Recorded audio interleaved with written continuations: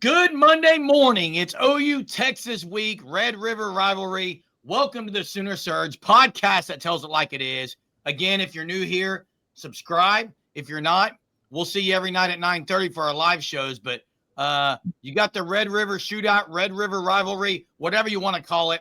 It's a big game. That's what we're going to call it because OU ranked number 6 and Texas now unranked as the new polls have come out. And regardless of what any team is ranked going into this game, you guys know how it is. It doesn't really matter. You can throw that stuff out the window when you cross the river, okay? Just throw it out the window. But one thing I don't think you can throw out the window this year is OU's defense is not a fluke. They're ranked very high in so many categories, guys, and I think that's where OU's going to have to do the damage, especially if Mateer isn't playing. Yeah, Jerm, Texas saw the line come out today favored by 3.5 still, even though they're unranked, which I thought was very interesting. But you're right. And there's what's that, Jackson? Were you going to say something? No. Okay. There's a lot of people out there that have said this, and maybe I've even been one of them that, hey, the defense, their stats, everything's unbelievable, but who have they played offensively? But the fact of the matter is, you could say that every year, and they've still never been this good, okay? You could say it. You could go back to the offenses they had under Lincoln Riley. Nobody talked about who they played then. They just said they're good offenses. OU's defense is good. You saw Mike Houck put it out today, and he had the quote from Brent Venables that said, "Why am I going to call the defense? Because I'm good at it." Quote from Brent last year, if you guys remember that. And pretty good at it when you go through every category. Total defense, number 1 in the SEC, number 1 in the NCAA. Yards per play, 1 in the SEC, 1 in the NCAA. I mean, they're 1 in the NCAA in about 6 categories. They're 1 in the SEC in about 10 to 15. They are really just dominating on the D line, guys, and it comes with D line. Whatever you want to say about this defense, it starts up front and it ends up front. Yeah. And they have made big steps, and I think since last year on the front four, specifically in the middle, guys. I mean, what David Stone is doing this year is he's made a big jump. Everybody was hoping to see it. He's made a big jump. And now, though, guys, all this stuff, all these stats, all this stuff, we can talk about them until we're blue in the face. It doesn't mean nothing until you get a meat of your schedule here. And how good will this defense be through the meat of the schedule? I still think they're going to be pretty good. I actually think they're going to be really good. So I think it gives you a chance to win about every Saturday you go out there. Yeah, and I think also, I guess you could say the one thing maybe that is still a little bit skeptical to be seen with the defense is the explosive plays from the secondary. You've seen them get beat several times, happen versus Auburn, even happened last week against Kent State, which you don't want to see. I get it.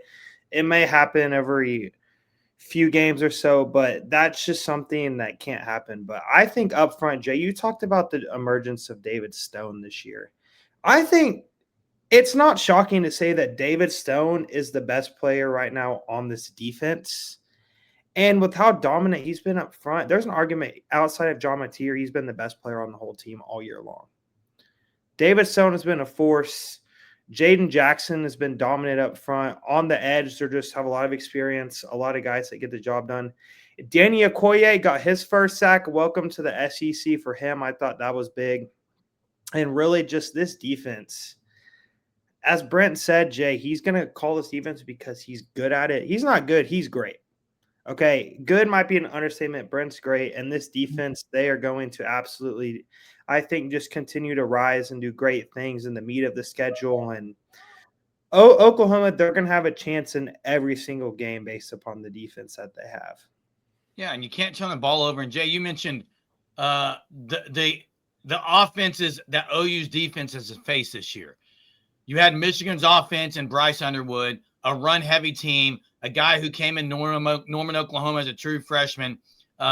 Everyone knew that was going to be a little bit of a mismatch with his decision-making going up against a Brent Venables defense.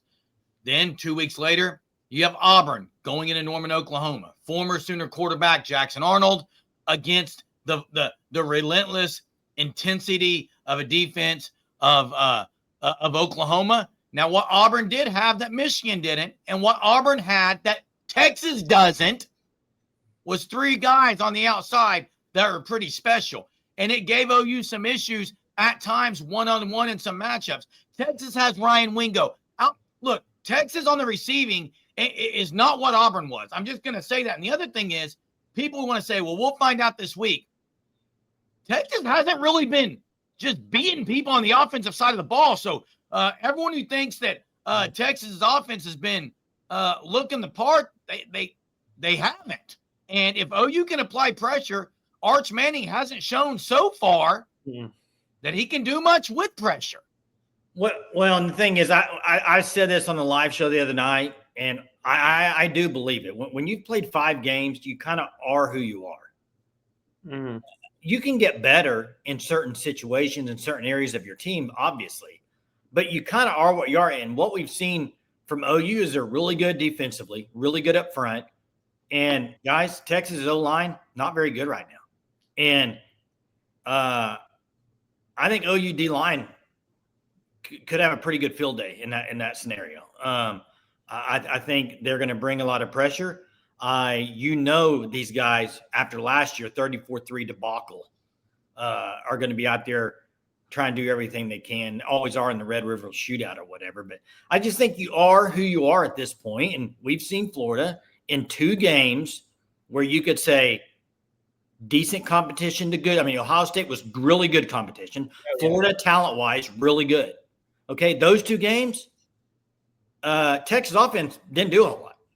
And I think when they've played 2 good defenses, they haven't played very well. So I think that bodes well for Oklahoma. Yeah, and I think whenever you look at the offense for Texas, you've seen some of the comparisons where they have a young QB like OU did last year, an offensive line that's not playing good, a young QB that is having issues being able to read a defense. They can't run the ball very well. So if you're Oklahoma defensively with how good you are, I get it. It's Red River. Anything can happen. Arch Manning could come out and play the game of his life. This is a rivalry game. We've seen crazy things happen before. So I wouldn't get too far ahead of ourselves just yet. But, I would say that Oklahoma defensively, there's no doubt about it. They're elite. And this is honestly, I don't like in my lifetime, Jason, Jeremy, I've never seen defense at Oklahoma this good. And they're not, the way that they dominate, the way that they can stop the run is special. And I think that's going to allow them to be so successful because they get these teams into 2nd and 10, 2nd and 9. They're way behind schedule, behind the chains. Brent Venables, he can send 5, send 6 at you with exotic blitzes and stunts and disguise coverages in the back end. And really, I think this Oklahoma defense, they are absolutely elite. And Jay, you said it, Jeremy. You cannot deny it. Doesn't matter who they've played. If they would have played 5 lower level teams, even up to this point, this Oklahoma defense, they are really good. Hey, real quick, couple stats before you close, Jeremy. 36 points allowed through 5 games. That's the lowest margin for Oklahoma since 1987. Isn't that like 7.4 points per game or 7? I'm not a math guy at Jackson, but something like I don't know, maybe less than that. The other, just this stat to me, I almost took a double take. I didn't know if I believed it. I want you to guess the answer to this. Tackles for loss per game, average right now for 11. You're really close. 10 tackles for loss per game. Jeez. That's an insane stat. I mean, that's insane. And a lot of times stats don't lie, guys. And I hope that's the case this year. And the other thing going for the Sooners right now that always plays a role in this game, special teams has been very big for Oklahoma. Hey, guys, we'll be here covering it all week. No need to go anywhere else. Make sure you're subscribed to the Sooner Surge. Check out our nightly live shows where you can call in, chat it up with the Surgeaholics. We'll see you later. Hey, thanks for watching. Till next time, Boomer.